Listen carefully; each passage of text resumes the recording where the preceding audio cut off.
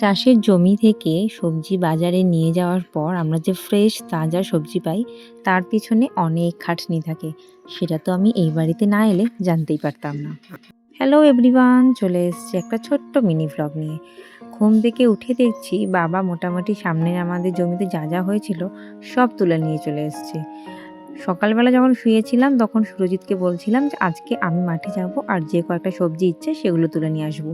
কিন্তু ওই যে ঘুম থেকে ওঠার আগে দেখি বাবা সব মাঠ থেকে নিয়ে চলে এসছে। আর আমাদের ঘুম ভেঙে গেছে, আমরা সবাই রোদে এসে গেছি আর ডুকো ঠাম্মির কাছে বসে আদর খাচ্ছে। ওইদিকে বাবাকে দেখলাম যে সমস্ত সবজিগুলো নিয়ে এসেছে, যেহেতু সবের মধ্যে মাটি লেগে থাকে ওগুলোকে খুব ভালো করে ধুয়ে নিল, জল ঝরিয়ে নিচ্ছে, তারপরে প্রত্যেকটাকে আটি আটি করে বাঁধছে। না, না, এগুলো কোনো বাজারে নিয়ে যাওয়ার জন্য রেডি হচ্ছে না। এগুলো এখন সোজা যাবে শ্রীরামপুর। সুরজিৎ আজকে শ্রীরামপুর যাবে, এইজন্য বাবা এগুলো আমার বাড়িতে পাঠাবে বলে সব কিছু নিয়ে এসেছে। ভেবেছিলাম আমি যাব আর সবজিগুলো তুলবো, আমার ভীষণ মজা লাগে, কিন্তু সব বাবা নিয়ে চলে এসছে। তাই বাবা বলল এরপরে একটু বেলায় তুমি যাবে বাড়ির জন্য, মানে আমাদের এই বাড়ির জন্য যা যা লাগবে তুমি তুলে নিয়ে আসবে। আর একদম ফ্রেশ কত সবজি, সবজি না, এগুলো শাকই আছে।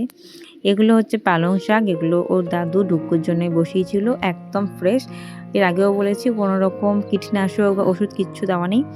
পালং শাক আছে, ধনেপাতা আছে, মূলো শাক আছে, বেঁতে শাক আছে, আর আছে লাউ শাক। তো এগুলো একদম ফ্রেশ, সবে জমি থেকে তুলে নিয়ে এসে বাবা ধুয়ে দিল, ধুয়ে আটি বেঁধে দিল যাতে একটার মধ্যে আরেকটা না ঢুকে যায়। আর এরকমভাবেই আমরা বাজারে ফ্রেশ তাজা সবজিগুলো বা শাকগুলো হাতে পাই, কিন্তু এর পিছনে যে কত খাটনি থাকে সত্যি আমি এই বাড়িতে না এলে জানতেই পারতাম না।